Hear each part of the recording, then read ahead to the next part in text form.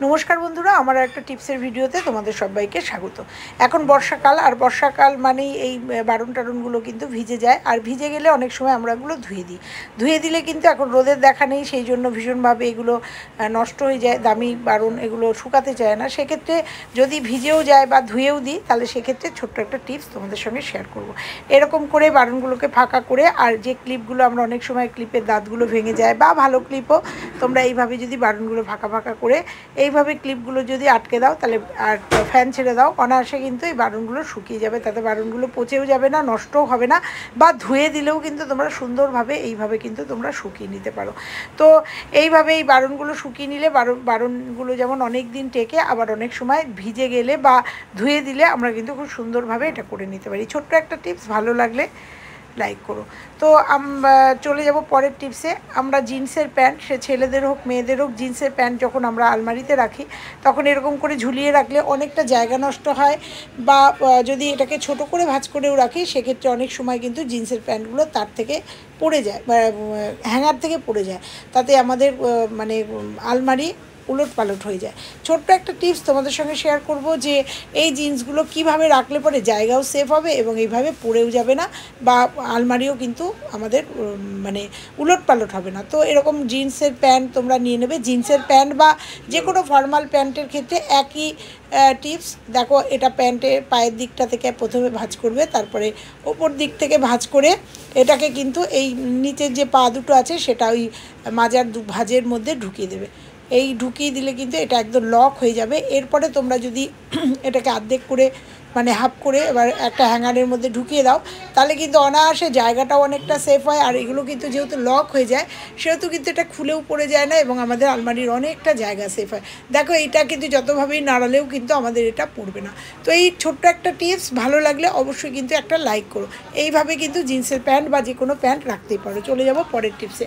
আমাদের এরকম জুয়েলারি ছোটো ছোটো ব্যাগগুলো সবার ঘরেই থাকে, আর এই জুয়েলারি ব্যাগগুলো দিয়ে আমাদের দারুণ টিপস অনেক কাজে আসে, কারণ এগুলো অনেকেই ফেলে দিই আমরা, বা এগুলো জুয়েলারি রাখি। তো সেক্ষেত্রে তোমাদের বলবো যে এই জুয়েলারি ব্যাগগুলো কিন্তু শুধু জুয়েলারি রাখতে বা ছোটোখাটো মানে পার্টস হিসাবে ব্যবহার না, অনেক কাজে লাগে। সেরকমই একটা কাজ তোমাদের করব। প্রথমে একটা বোথ সাইড টেপ লাগবে। বোথ সাইড টেপ আমি এখানে কেটে নিলাম। কেটে নিয়ে কি করব চলো দেখো। এটা আমি খাটের একটা জায়গায় যেখানে শুই সেইখানটা এটাকে বোথ সাইড টেপ দিয়ে আটকে দেবো। কারণ আমরা ঘুমের ঘরে অনেক সময়, বিশেষ করে আমি ভীষণভাবে আংটি খুলে ফেলি, হাতের থেকে আংটি খুলে ফেলি, বা অনেক সময় আমাদের গুজির কানের পরি, সেক্ষেত্রে গুজির কানেরটা খুলে রাখি, বিছানাতে রাখি। পরের দিন ঝাড় দিতে গিয়ে খেয়াল থাকে না, বিছানা ঝাড় দেওয়ার সময় হয়তো পড়ে যায়, বা এইভাবে কিন্তু অনেক হারিয়েও যায়। তো আমরা ঘুমের ঘরে অনেক প্রয়োজনীয় জিনিস সেরকমভাবে আমরা রাখি। তো সেটা যদি না রেখে আমরা যদি এরকম একটা ব্যাগ রাখি আর শোয়ার সময় যদি এর মধ্যে খুলে রেখে দিই তাহলে কিন্তু একদম নিশ্চিন্ত মনে আমরা এটা রাখতে পারি। শুধু তাই না, খাটের না থাকলেও কিন্তু খাটের পাশে কোনো কিছুতেও কিন্তু এটাকে আটকে রেখে দিতে পারি। ছোট্ট একটা টিপস, ভালো লাগলে অবশ্যই একটা কমেন্ট করো, আর নিজেরা কিন্তু এইভাবেই ছোটো ছোটো পার্টসগুলো ব্যবহার করো। তো দেখো, একদম নিশ্চিন্ত মনে এগুলো কিন্তু হারানোর কোনো চান্স থাকবে না। পরের টিপসে চলে যাব। আমরা পেঁয়াজ কাটার সময় অনেকের কিন্তু চোখ দিয়ে প্রচণ্ড পরিমাণে জল আসে, কারণ পেঁয়াজ যখন কাটি সেই ঝাঁজে আমরা কেঁদে কেটে অস্থির হয়ে যাই। ছোট্ট একটা টিপস শেয়ার করলে যত পেঁয়াজই কাটো না কেন তোমাদের সেক্ষেত্রে কোনো হবে না। তখন তোমরা কি করবে, একটা যে আমাদের যে ঘরে ন্যাপকিন আছে বা সুতির ন্যাকড়া বা কাগজ এইভাবে জলে ভিজিয়ে নেবে।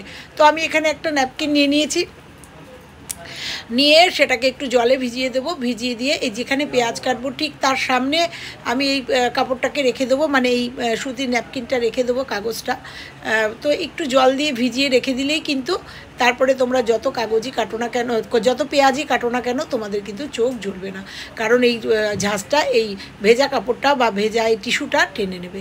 তো চলো, করতে করতে দেখছি আমার যে চপারটা সেটা ভীষণভাবে নোংরা হয়েছে। এটা করতে করতে ওই আর একটা টিপস তোমাদের সঙ্গে শেয়ার করব। তো দেখো, ভীষণভাবে নোংরা হয়েছে, দাগ হয়ে গেছে। সেটা কি করব, আমাদের প্রত্যেকের ঘরেই কিন্তু হ্যান্ড স্যানিটাইজার করোনার পর থেকে কিন্তু প্রত্যেকের ঘরেই অনেকটা করে ছিল, আর সেগুলো কিন্তু আমরা কেউই ফেলে দিইনি, সেগুলো বিভিন্ন কাজে আমরা ব্যবহার করেছি। তো সেখান থেকে একটু স্যানিটাইজার নিয়ে নিলাম আর একটা টিস্যু দিয়ে দেখো জাস্ট এটাকে কিন্তু একটু ডলে নিলেই কিন্তু একটু সন্তর্পণে করতে হবে, প্রচণ্ড ধার আমার চপারটা, একটুখানি কিন্তু এই ন্যাপিটা দিয়ে একটু স্যানিটাইজার দিয়ে ডলে নিলেই কিন্তু একদম পুনরায় একদম সুন্দরভাবে পরিষ্কার হয়ে যাবে। আর এইভাবে যদি আমরা রান্নাঘরের জিনিসগুলো পরিষ্কার রাখি আমাদের কাজেরও সুবিধা হয়, দেখতেও ভালো লাগে এবং জিনিসগুলোও কিন্তু আমাদের ভালো থাকে। তো দেখো আবার একটুখানি স্যানিটাইজার নিয়ে নিয়েছি আর এইভাবে গোল গোল করে ঘুরিয়ে আমি কিন্তু একদম নতুনের মতো চকচকে হয়ে গেল। এরপরে আমি ধুয়ে নেব, কিন্তু তোমাদের এইটুকুই দেখালাম যে এইভাবে কিন্তু আমাদের রান্নাঘরে ছুরি কাঁচি এইভাবে কিন্তু আমরা পরিষ্কার করে রাখতে পারি, এতে জীবাণুমুক্তও হবে এবং আমাদের পরিষ্কারও থাকবে। ছোট্ট একটা টিপস, ভালো লাগলে অবশ্যই একটা লাইক করে যেও।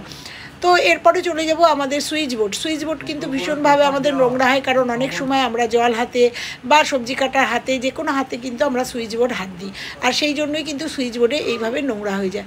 আর এইভাবে নোংরা হলে আমরা কি করব, কারণ সুইচ বোর্ডে কিন্তু কোনো জল টল দিয়ে সুইচ বোর্ড পরিষ্কার করা যায় না, আমরা সবাই জানি যে শক লাগার একটা ব্যাপার থাকে, আর জল দিয়ে তো নয়। তো সেক্ষেত্রেও তোমাদের একটা ছোট্ট টিপস শেয়ার করবো, এক্ষেত্রেও কিন্তু আমি স্যানিটাইজারই নিয়ে নেবো। আর স্যানিটাইজার প্রচণ্ড পরিমাণে ক্লিনিংয়ের কাজ করে প্রত্যেকটা ক্ষেত্রে। তুমি যারা আমার পুরনো ভিউয়ার্স তারা জানো এই স্যানিটাইজারটা দিয়ে কিন্তু আমি ঘরের অনেক কিছু পরিষ্কার করি। তো সেখানেও একটা ন্যাপকিন নিয়ে নেবো আর নিয়ে নেবো একটুখানি স্যানিটাইজার। আর তোমরা দেখো একটুখানি স্যানিটাইজার দেওয়ার সাথে সাথে কিন্তু আমার সুইচ বোর্ডের লুকিংটাই চেঞ্জ হয়ে যাবে। তো ভীষণভাবে নোংরা হয়, কারণ সাদা সুইচ বোর্ডের নোংরাটা ভালো মানে বেশি ধরে। তো দেখো সুন্দর করে আমি একটুখানি ডলা দিতেই কিন্তু সুইচ বোর্ডটার লুকটা তোমরা দেখতে থাকো কিভাবে পরিষ্কার হয়ে যাচ্ছে। তো একটুখানি ডলে নেবো, ডলে নেওয়ার পরে তোমরা দেখবে একদম লুকিংয়ে চলে আসছে। আর সুইচ বোর্ড আমরা কখনোই জল দিয়ে পরিষ্কার করব না, করা যায় না ইলেকট্রিকের জিনিস। তো এরকম যদি প্রত্যেকটা সুইচ বোর্ড আমরা এরকম স্যানিটাইজার দিয়ে পরিষ্কার করে নিই তাহলে কিন্তু আমাদের কাজ খুব সুন্দর হয়ে যায়, আর ঘরের শোভাও কিন্তু বাড়ে।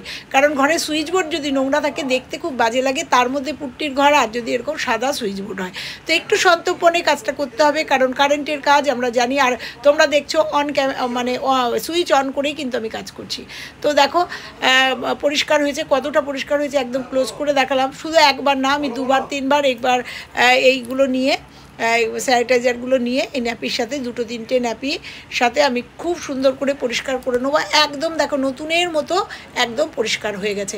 দেখো আমার আঙুলগুলোও ভীষণ নোংরা দেখাচ্ছে, আমি মোচা কেটেছি, তার সাথে এই টিপসের ভিডিও করতে গেলে কিন্তু আমাদের হাত পাতও ভীষণ নোংরা হয়। সেক্ষেত্রে তোমাদের একটা টিপস দেখাবো, এড করো। তো দেখো সুইচ বোর্ড থেকে কতটা নোংরা উঠলো তোমরা দেখতে পাচ্ছ। দেখো ভালো করে ফাইনাল রাউন্ড একবার দিয়ে নেবো। এখানেই শেষ না, এই যে সুইচ বোর্ডে যে লিকুইডটা দিয়ে মানে এই যে স্যানিটাইজার দিয়ে আমি করছি পরিষ্কার করছি, এতে কিন্তু একটা সাথে ভাব থাকবে।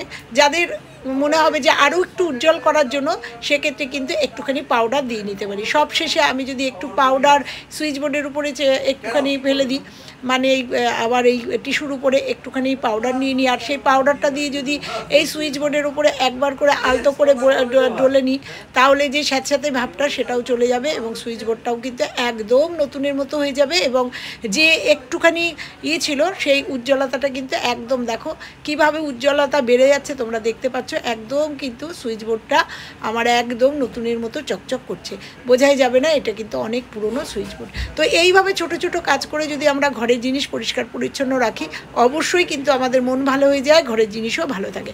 তো সুইচ বোর্ডে একটুখানি পাউডার দিয়ে দাও আর দেখো সুইচ বোর্ডের লুকিং একদম নতুনের মতো হয়ে যাবে। তো দেখো কমপ্লিট করে ফেলেছি, এবার ক্লোজ করে তোমাদের দেখাবো যে আমার সুইচ বোর্ডটা কতটা পরিষ্কার হয়েছে। দেখতে পেলে এরকমভাবে বাড়ির সমস্ত সুইচ বোর্ড কিন্তু এইভাবে পরিষ্কার রাখা যায়। ভালো লাগলে ছোট্ট একটা টিপস অবশ্যই কিন্তু একটা কমেন্ট করে যেও। চলে যাব তারপরের টিপসে। গৃহিণীরা সারাদিন বাড়ির কাজকর্ম করতে সবজি কাটতে কাটতে কিন্তু আমাদের আঙুলের নখ টোকগুলো বিশেষ করে মোচা কলা এগুলো কাটলে পরে কিন্তু আমাদের ভীষণভাবে আঙুলের নখ টোকগুলো নোংরা হয়। সেক্ষেত্রে আমরা যদি সপ্তাহে বা 3 দিনে একদিন একটুখানি আমাদের নিজেদের হাতের পরিচর্যা করি তাহলে কিন্তু খুব ভালো থাকে। সেই জন্য একটু লেবু নিয়ে নিয়েছি, এক টুকরো লেবু কেটে নিয়েছি, আর এর মধ্যে নিয়ে নিয়েছি একটু খাবার সোডা, আর নিয়ে নেবো একটু গ্লিসারিন। গ্লিসারিনটা এই জন্যই নেবো খাবার সোডা আর লেবুতে অনেকটা একটু খড়খড়ে করে দিতে পারে আমাদের স্কিনটাকে, সেই জন্য একটু গ্লিসারিন নিয়ে নেব যাতে আমাদের ত্বকটাকে একদম নরম এবং কোমল রাখে। আর এটাকে নিয়ে জাস্ট কিন্তু আমি এটাকে রাউন্ড করে গোল গোল করে আমি ঘুরতে থাকবো। তার আগে আংটিগুলো সব খুলে নেব, আংটিগুলো খুলে নেওয়ার কথা মনে ছিল না, তো আংটিগুলো সব খুলে নেব, কারণ আংটিগুলো থাকলে কিন্তু আমাদের সব জায়গায় আমাদের এইটা সলিউশনটা লাগবে না। তো দেখো আংটিগুলো সব খুলে নিলাম, খুলে নিয়ে গোল গোল করে আমি জাস্ট এখানে স্ক্রাব করে নেবো একটুখানি। নেওয়ার পরেই তোমাদের দেখাবো যে আমার হাতের পরিবর্তনটা, কারণ এই ক্ষেত্রে কিন্তু মরা যে কোষগুলো থাকে, চামড়াগুলো থাকে, সেই চামড়াগুলোও কিন্তু এই করার পরে উঠে যাবে। তোমরা দেখতে থাকো যে কতটা আমার হাতগুলো পরিষ্কার হচ্ছে, তোমরা দেখতে থাকো।